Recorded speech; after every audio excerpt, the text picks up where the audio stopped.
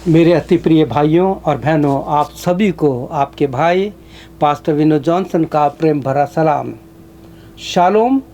प्रभु यीशु की शांति आप सभी के साथ, आपकी कलीसिया में, आपके परिवार में और आपके जीवन में इन अंतिम दिनों में बराबर बने रहे।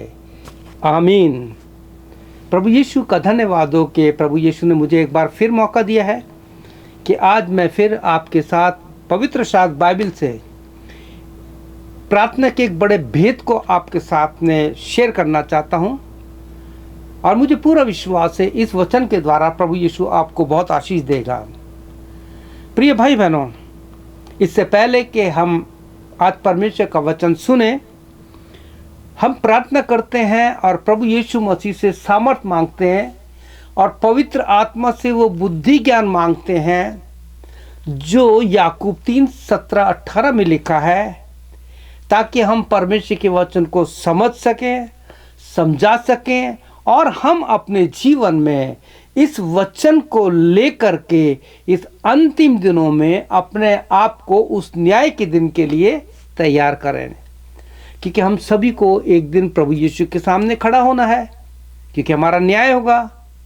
तो आइए हम अपने आप को तैयार करते हैं। प्रभु यीशु, मैं आपका अदना सा सेवक आपके पास इस वचन को लेके आया हूँ। जो कुछ आपने समझाया है, आज मैं कलीसिया को, अपने भाई बहनों को, अपने मित्रों को, सबको समझाना चाहता हूँ कि तू इस अंतिम दिनों में हमसे क्या चाहता है।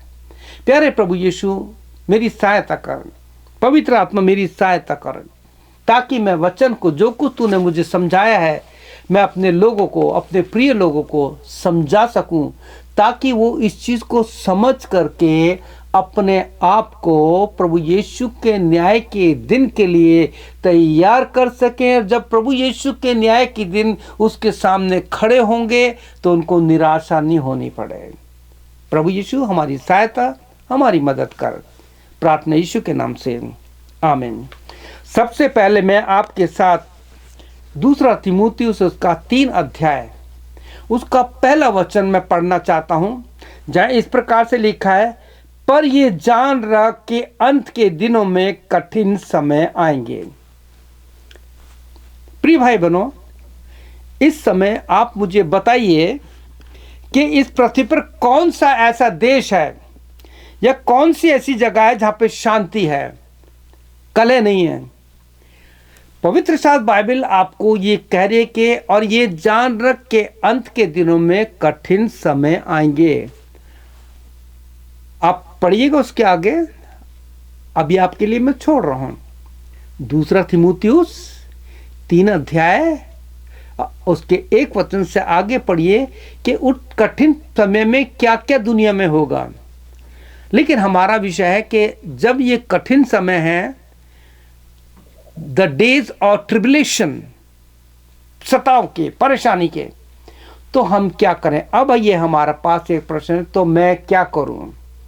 प्रिय भाई बहनों, आज मैं आपके साथ प्रेरितों के काम जो पुस्तक है, जिसमें कलीसिया का इतिहास है कि कैसे कलीसिया की स्थापना हुई। कलीसिया का जन्म प्रार्थना से हुआ है, प्रभु यीशु की आज्ञा पालन से हुआ है। एक अध्याय पढ़ेंगे तो वहां प्रभु यीशु ने आज्ञा दी थी कि जब तक जो प्रतिज्ञा की गई थी, योएल 2:28-29 पढ़ लेना, कि अंत के दिनों में परमेश्वर अपना आत्मा उड़ेलेगा। और इस प्रतिज्ञा के लिए प्रभु यीशु ने कहा था कि you will have to wait upon the Lord. आप ये इस यीशु को मत छोड़ना।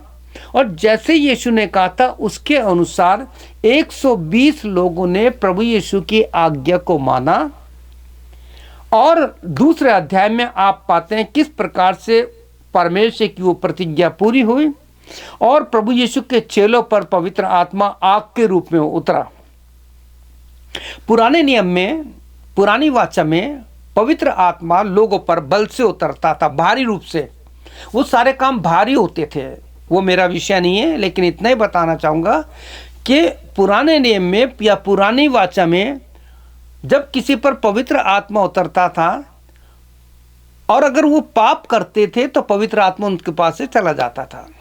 लेकिन नए वाचा में परमेश्वर का आत्मा जो हमें दिया गया है वो हमारे अंदर जाता है। अगर हमारे पास इस प्रकार का अनुभव है और अगर इसके बाद भी अगर हम पाप करते हैं तो पवित्र आत्मा जाता नहीं है। आप पढ़िए इफिसियों 4 उसके 29 के बाद कि वह कहता आत्मा को शोकित मत करो। थिस्सलुनीके में कहता 5 अध्याय में आत्मा को ना बुझाओ 19 वचन में। तो आत्मा शोकित होता होगा, आपने देखा होगा जब हम पाप करते हैं तो हमारा अंदर बेचैनी हो जाती है। वो मेरा विषय नहीं है, लेकिन मैंने इसलिए बताया कि किस प्रकार से पवित्र आत्मा के द्वारा कलीसिया का जन्म हुआ और उन कलीसियाओं ने, देखिए मैं पिछले दिनों कुछ लोगों को समझा रहा था, लोग कह रहे थे कि भाई बहुत बुरा समय आ गया। आप मुझे बताइए, क्या शद्रक मेशक अबेदनगो दानियेल के समय में बुरा समय नहीं था? उस समय तो लोगों को आग में डाल दिया जाता था, शेरों की मान में फेंक दिया जाता था, लोगों को मार दिया जाता था, कोई दया नहीं थी। आप पढ़िए प्रभु यीशु के वचन में यूसुफ का जीवन, क्या उसने कठिन समय नहीं देखे? और आप सोचिए कि प्रभु यीशु के चेलों के समय में कठिन समय नहीं थे, तकलीफ थी, लेकिन उनके पास एक ताकत थी और वो ताकत थी प्रार्थना की ताकत।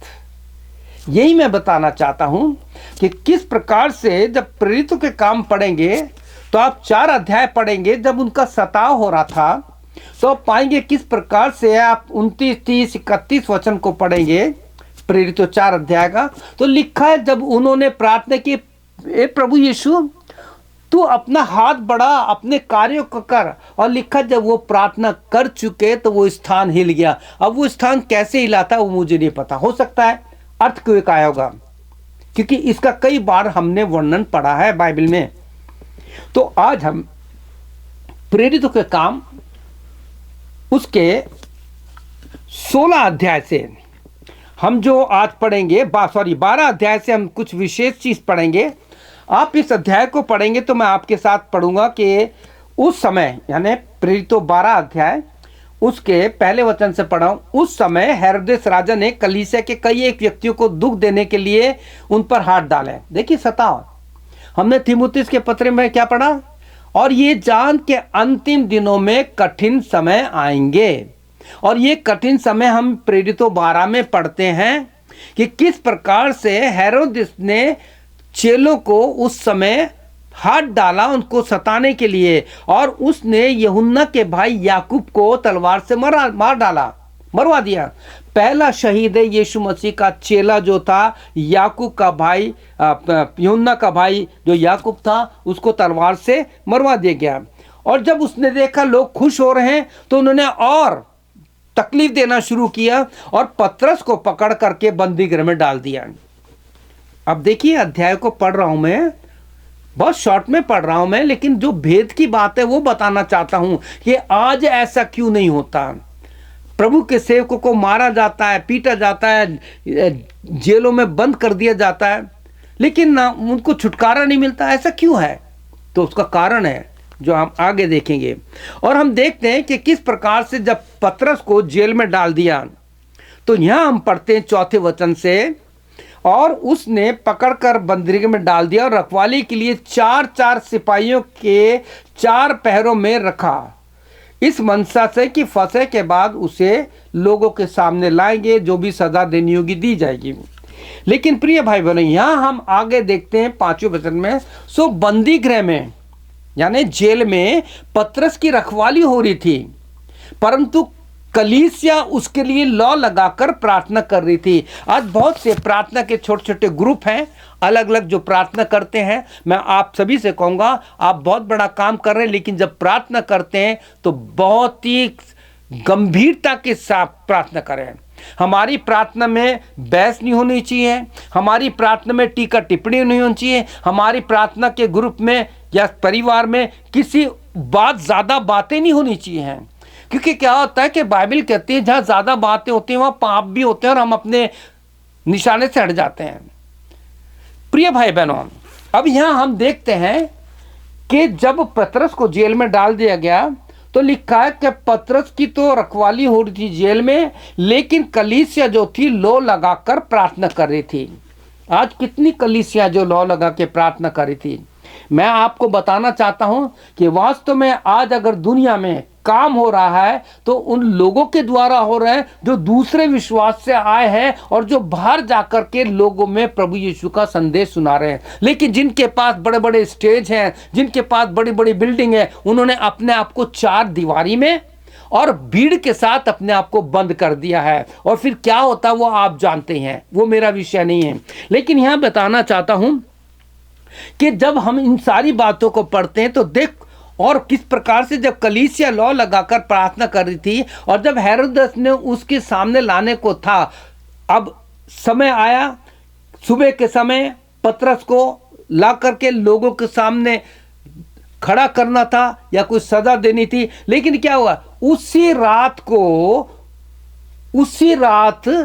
को पतरस दो जंजीरों से बंधा हुआ दो सिपाहियों के बीच से सो रहा था और पहरवे द्वार पर रखवाली कर रहे थे। यानी कितनी कठोर, जैसे हम बोलते हैं तिहाड़ जेल इसी प्रकार की समझ लो, जेल में था। तो देखो अब क्या होता है, अब कलीसिया जब लौ लगा के प्रार्थना करी तो क्या हुआ, तो देखो प्रभु का एक स्वर्गदूत आ खड़ा हुआ और उस कोठरी में ज्योति चमकी और उसने पतरस की, अब यहां पे पढ़ना चाहता हूं, जो भेद की बात बताना चाहता हूं आपको। इस प्रार्थना के समय क्या हुआ, जब प्रभु का स्वर्गदूत आया, रोशनी हुई, अब एक तरह से वहां पे भी ऐसा भूइंडोल हो गया, अर्थक्वेक हो गया, जंजीरें खुल गई, जो पहरेदार थे वो सब बेहोश हो गए। और यहां हम देखते हैं तो जो स्वर्गदूत था उसने पतरस की पसली पर हाथ मारकर उसे जगाया और कहा, उठ, फुर्ती कर, और उसके हाथ से जंजीरें खुल गई। अब यहां पे भेद की बात बताना चाहता हूं। यहां पे स्वर्गदूत ने जब पतरस को जगाया तो क्या किया, उसकी पसली पर हाथ मारा, पसली पर। आप जानते हैं पसली जो है, जो उत्पत्ति में देखते हैं किस प्रकार से परमेश्वर ने आदम की एक पसली निकालकर उसके लिए एक स्त्री बनाई थी। और पसली से जब स्त्री बनाई थी तो बाइबल के अनुसार स्त्री जो है कलीसिया का प्रतीक है, क्योंकि प्रभु यीशु कहते हैं कि उसने कलीसिया के लिए अपनी जान दी है। कलीसिया जो है प्रभु यीशु की दुल्हन है। प्रिय भाई और बहनों, यहां पर जब वो पसली पर मार रहा है, उसे उठा रहा है, तो यहां कहने का मतलब जो पवित्र आत्मा ने इसका अर्थ मुझे बताया वो ये था कि जो कलीसिया थी रात को पतरस के लिए प्रार्थना कर रही थी, पतरस सो रहा था, स्वर्गदूत ने आकर उसकी पसली पर मारा और जगाया और बताया कि पतरस उठ। पसली जो है कलीसिया का भी प्रतीक है, क्योंकि यहां से स्त्री को बनाया गया और स्त्री कलीसिया का प्रतीक है। पतरस उठ, कलीसिया तेरे लिए प्रार्थना कर रही है। क्या आज के समय में ऐसी कलीसिया है? प्रिय भाई बहन, बड़े दुख के साथ कहना पड़ता है आज के समय में कलीसिया में प्रार्थना कम और दूसरी बातें ज्यादा होती हैं। और आज के समय में तो जवान बच्चे लोग, क्या लोग दूसरे भी परमेश्वर का वचन लेकर के कलीसिया में नहीं जाते, चर्च में नहीं जाते। आपसे विनती है कि इस वचन को पढ़ें। जब तक हम परमेश्वर के वचन को नहीं पढ़ेंगे तो हम प्रभु यीशु की योजना को, प्रभु यीशु की प्लानिंग को कभी नहीं समझेंगे। स्वर्गदूत ने उसकी पसली पर मार के बता दिया, कलीसिया को जगाना चाहता है कि जैसे पतरस के समय में कलीसिया लौ लगाकर प्रार्थना कर रही थी, अब हमारी जिम्मेवारी है कि हम प्रार्थना करें। ये तो हो गई कलीसिया की प्रार्थना। अब एक अध्याय और देखिए आप, प्रेरितों के काम उसका 16 अध्याय पढ़ेंगे। वहां पे आप पाएंगे कि किस प्रकार से पौलुस और सिलास को जेल में डाल दिया गया, उनको बैतों से मारा गया, शरीर से खून निकल रहा है और उसके बाद भी उनके पैरों को काट में ठोक दिया गया। एक सांचे में ठोक दिया कि वो पैर भी हिला ना पाए। प्रिय भाई बहनों, यहां हम देखते हैं कि पतरस और सिलास को जब जेल में डाला गया तो क्या वो रो रहे हैं, क्या चिल्ला रहे हैं? मैं आज कलीसिया को, उन प्रार्थना करने वालों को जगाना चाहता हूं कि जब आप प्रार्थना के परिवार में आते हैं, या तो आइए मत, और फिर आते हैं तो जाइए मत।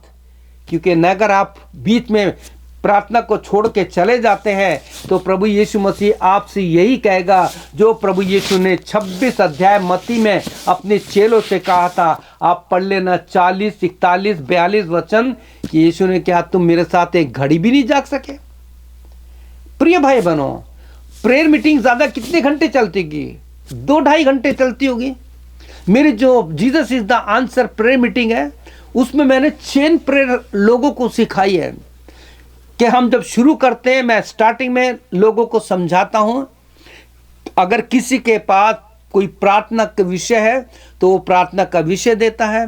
मेरे पास जो प्रार्थना के विषय आता है, मैं सबको उनके व्हाट्सएप पे या तो फ़ोन करके या उनको लिख के भेज देता हूं। और उसके बाद अगर किसी को प्रभु यीशु मसीह ने चंगाई दिए तो वो शॉर्ट में अपनी गवाही देते हैं, कोई शोर शराबा नहीं करते। और उसके बाद मैंने उनको समझाया है कि हमारी जो Jesus is the answer prayer meeting जो ग्रुप है, इसको हमने चेन प्रेयर का नाम दिया है। और सबसे कहा है कि जब प्रार्थना शुरू होगी कोई चेन को तोड़ेगा नहीं, कंटिन्यू प्रार्थना करेंगे। अंत में प्रार्थना मैं करता हूं और जय मसीह की गुड नाइट करके हम दूसरे दिन के लिए अपने आप को प्रभु के हाथ में सौंप देते हैं। कई बार क्या होता है, बहुत सी प्रार्थना में लंबी लंबी बातें होती हैं, इधर उधर की बातें होती हैं, उससे क्या होता है प्रार्थना का समय चले जाता है। आपके गले में अगर चेन है सोने की, चांदी की, व्हाटएवर इट इज, जब तक वो चेन आपके गले में ठीक है तो बहुत अच्छी, लेकिन जब टूट जाती है तो आप उसको रख देते हैं।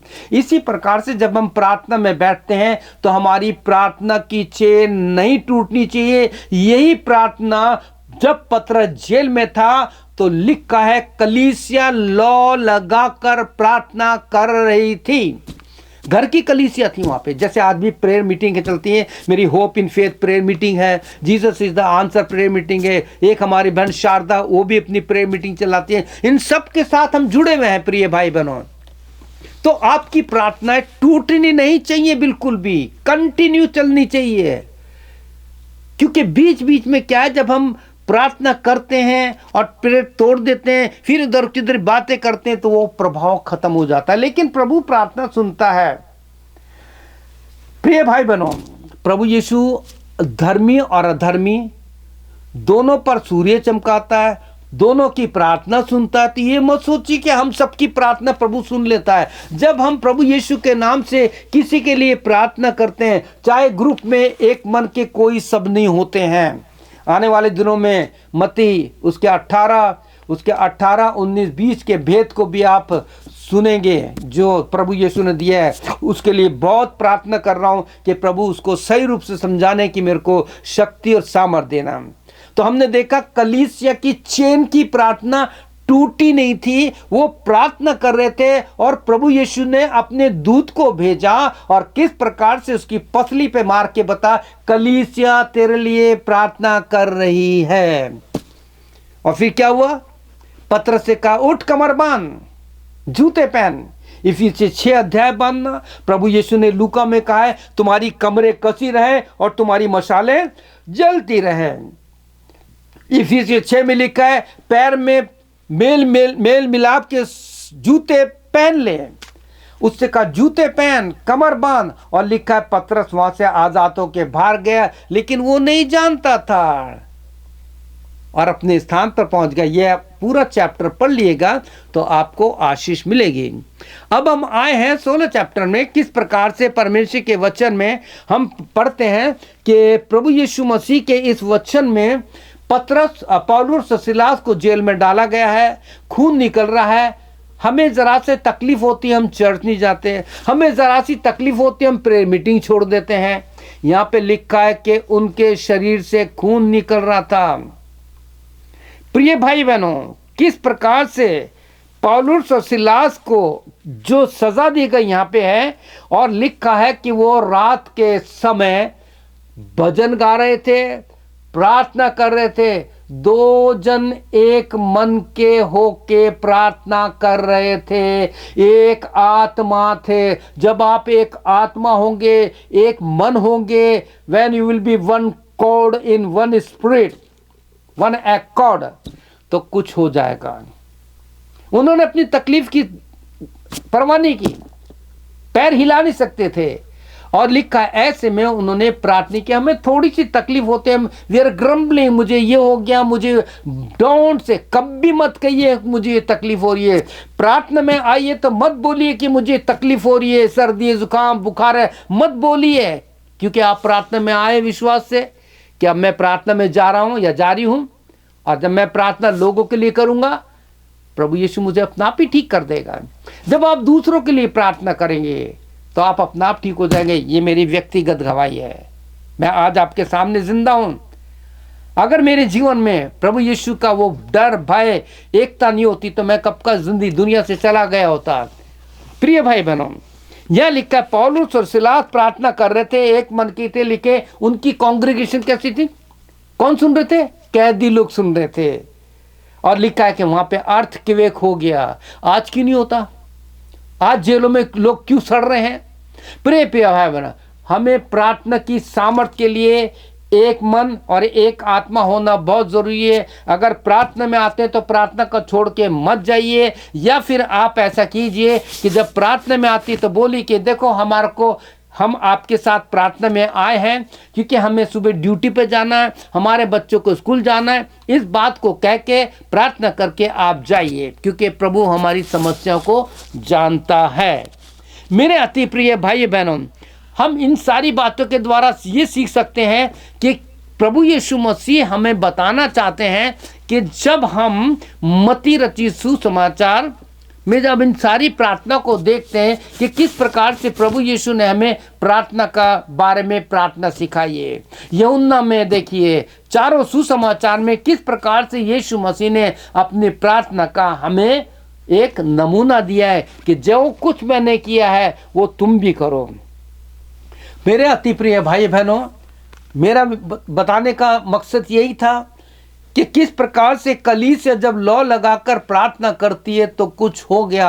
आज क्यों नहीं हो रहा? आज हर एक चर्च के पास्टर को, चाहे वो मेलनन चर्च के पास्टर हैं, चाहे वो पैरा चर्च के पास्टर हैं, चाहे वो एक छोटी सी झोपड़ी में करते हैं, हम सबको ये बात सीखनी है कि जैसे तीमुथियुस ने कहा, और ये जान के अंत के दिनों में कठिन समय आएंगे।